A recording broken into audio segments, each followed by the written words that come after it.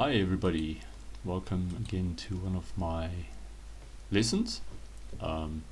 Today we're going to talk about something quite interesting. Just before we start, please like and subscribe to the videos. If you really enjoy what I'm doing, please feel free to give a donation. Today we're going to analyze a game that I played yesterday. There's something that kind of blew my mind when I learnt about it.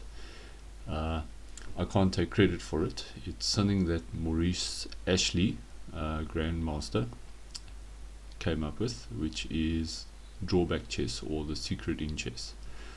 Now the concept is basically whatever move your opponent makes, it has a drawback, and often you can take advantage of that.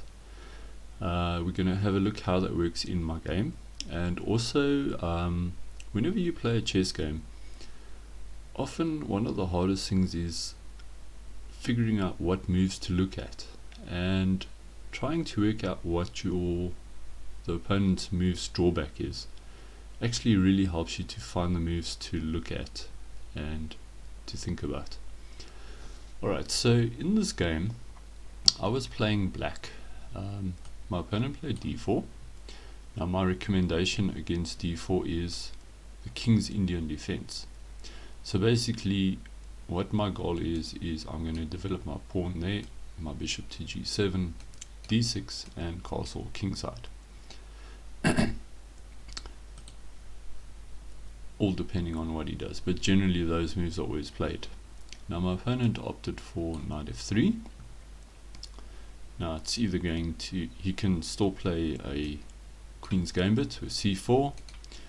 He could also play a London system with bishop f4, or he could play bishop g5, a Tory attack, which is actually what happened in the game. So I continued with g6, white played bishop g5. Now at this stage I'm not doing any of the ideas I'm going to be speaking about. Here I'm just following the general principles, which is get your pawns to the center or try and control the center, get your pieces developed and castle. Right, so here I played bishop g7. My opponent played e3. Now this is not a bad way for white to develop. He's getting his pieces out, making his center strong. Okay, castled here, and my opponent played bishop d3. Now one slight drawback, okay, one slight drawback of developing the knight and the bishop here in the Tory and London system is that if black eventually gets this e5 move in, he might be able to play e4 at a later stage, forking the knight and the bishop. That's the one slight drawback, but it's quite easy to stop, so it's not really such a big thing. Alright, so after bishop d3 I played d6, and now my opponent played knight b d7. Now the normal way for black, for white in this position is to play c3, castle kingside. Here I played knight c6, aiming for this e5 move at some stage, and also I've maybe got ideas of playing knight b4. Not really. Okay, so the normal move here would be c3, just stopping knight b4. However, my opponent played a3, which stops knight b4. So it's a bit of a strange move. I think maybe he was aiming to play c4 at some stage. Alright, so now, can I play e5 now?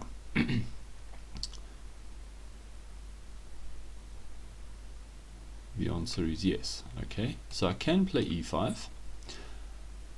But after e5 I would like to push this pawn to e4, forking the bishop and the knight, but I can't do that because white's got enough protectors on the square, and also this knight would not be defending that e4 square because of the pin on the queen. There's ways that you can go around this. You could maybe move a queen to e8. But here I'm still just following general principles. I'd still like to play e5, but it's not bad to first give this bishop a bit of a nudge to see if he captures or moves back. Okay, so the bishop moved back. Now there's a couple of ways black can play here. He can go g5, bishop g3, knight h5, and then swap off a knight for the bishop, which is not bad. Black can still play this e5 move immediately. He could even play queen e8 and then e5. These are all simple ways to play. I played bishop g4.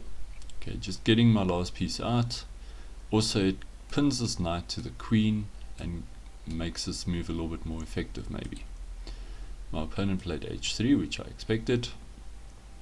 I just simply captured. He recaptured with the knight. It's interesting. He could have also captured with the queen. That might have been a very interesting move on white's part. However, he didn't do that. He played knight takes f3. And now I played e5. Alright, so basically the opening is done. White now played pawn takes, and I recaptured. Okay, so now if white leaves me to do whatever I want, I can just simply play pawn to g5. The whole idea is to get out of this pin. Once the bishop moves, I can play e4, and that forks the bishop and the knight. Okay, so I've got a concrete threat here. Now, white played bishop e2. What is the drawback of this move? Now, normally when your opponent makes a move, you would ask, what is my opponent threatening? Okay, I say we should still ask what our opponent is threatening, but before we ask that, we should ask, what is the drawback of my opponent's move? So what's the drawback behind bishop e2?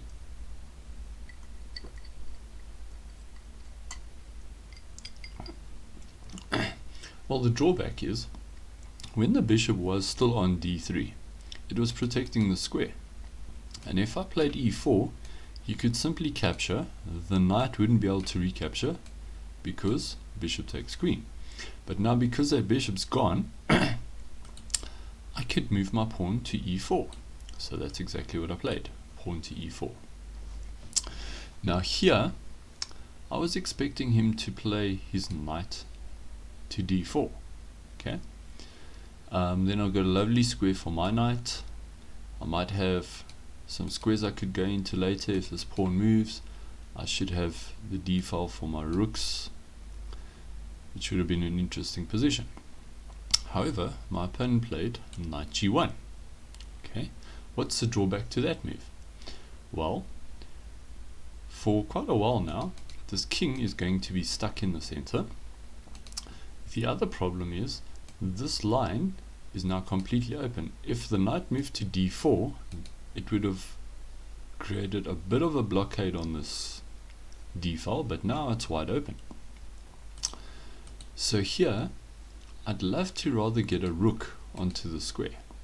Okay, so I don't want to play rook takes queen, because then my opponent gets this rook on this file. And also when your opponent's position is cramped, you don't want to swap off pieces. So what I did here was I played queen e7. Now my opponent's thinking, what is my opponent's threat? So my threat is rook here, right? So he's playing with that notion of what's my opponent's threat, and then trying to stop the threat or do something about it.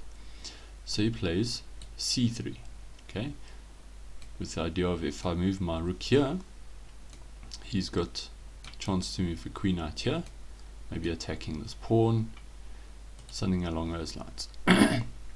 So when my opponent played this move, I asked, what is the drawback? What is the drawback of this move? Can anybody tell me? I'll give you a few seconds. Now yes, this move does create some extra space for the queen to come out, but the drawback of this move is it makes this square very, very weak. Okay, we've only got a bishop and a queen protecting there now, and no pawns protecting that square. So that's potentially an outpost for one of my pieces, specifically maybe my knight can maybe go to e5 and then to d3. The other drawback of this move is it weakens these two squares. Okay, so here in this position I thought of knight e5 with the idea of maybe going in here. I thought of moving the rook to d8, and then the move that I played was queen e6. Okay, the reason why I played this move is because it gets the queen out of this pin and it takes control of this line here. Remember I said this move weakens those two squares, so I thought, well, I'm going to take over those squares. There's also another interesting idea here. Okay, I looked at knight e5, but when the queen goes to, no, sorry, not knight e5, rook a to d8, the queen can go to b3. Then he starts attacking our pawns. Now there's another concept in this drawback chess where you actually allow your opponent to come into your position, but that will be something we'll talk about in another lesson. It's a little bit more complicated. So this is definitely an option, but I went with queen e6, just going after the squares that he weakened and also getting my queen out of the pin. Now my opponent really needs to try and get his king out the center, because otherwise I'm going to move my rook here and then I'm going to just take over the d file, move my knight into e5 and d3, and he's going to have big problems. So here white played bishop b5, making space for his knight to go to the square. So what is the drawback of this move? The drawback is, one, this bishop is not protected. Okay. The second drawback to this move is it's taking time to play bishop here and then knight there, in which time I can do some things. Also, I'm not scared of bishop takes knight, because then the white squares that white has been weakening will become even weaker. Okay. However, because my opponent is taking so long, I start going for the square. Alright, so I play knight e5. My opponent plays his knight to d2. Now what's the drawback of that move? Well, the drawback of this move is, again, it takes a lot of time. Now, what do you guys think black should do here?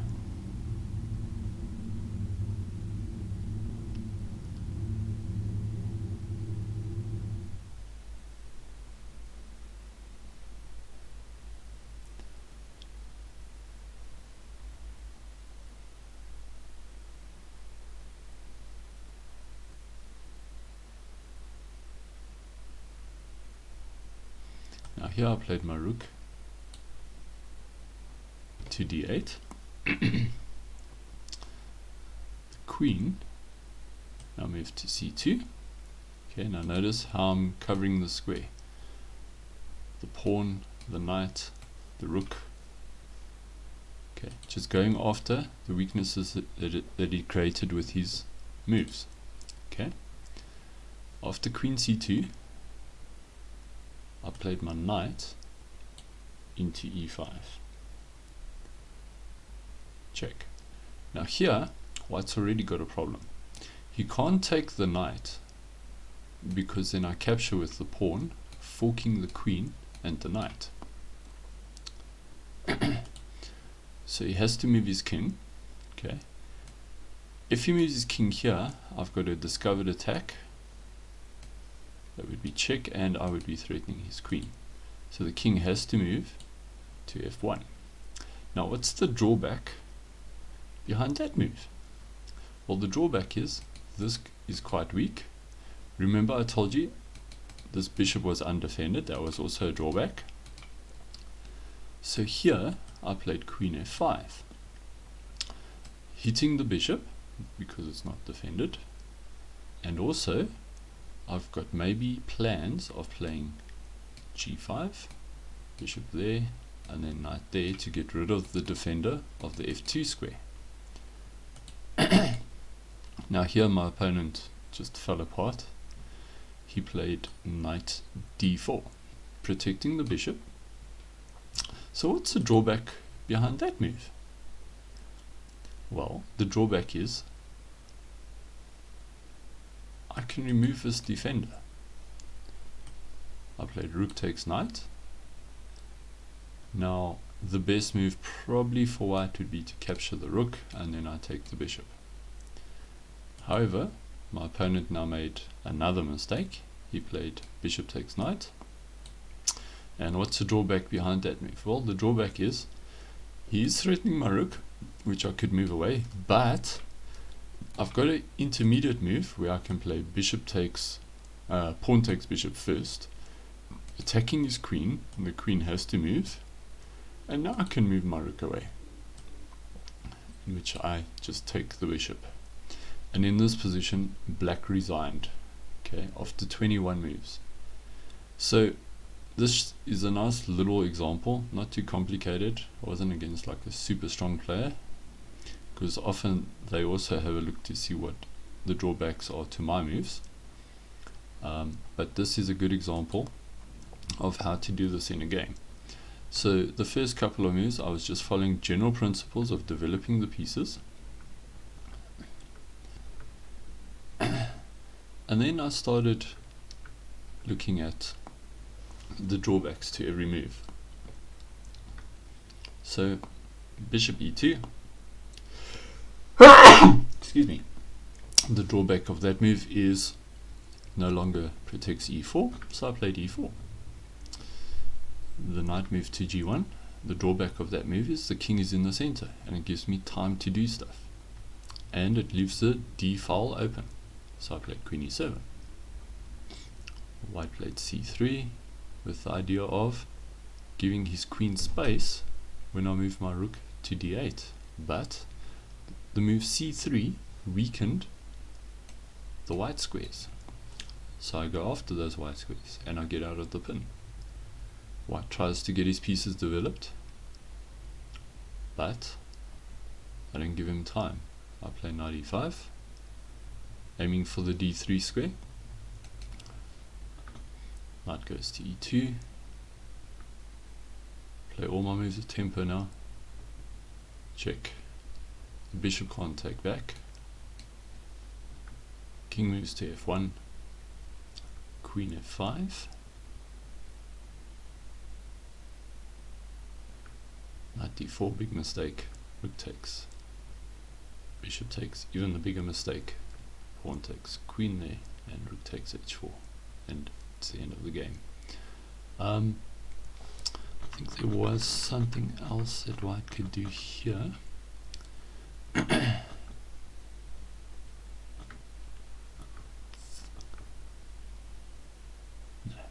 nothing else.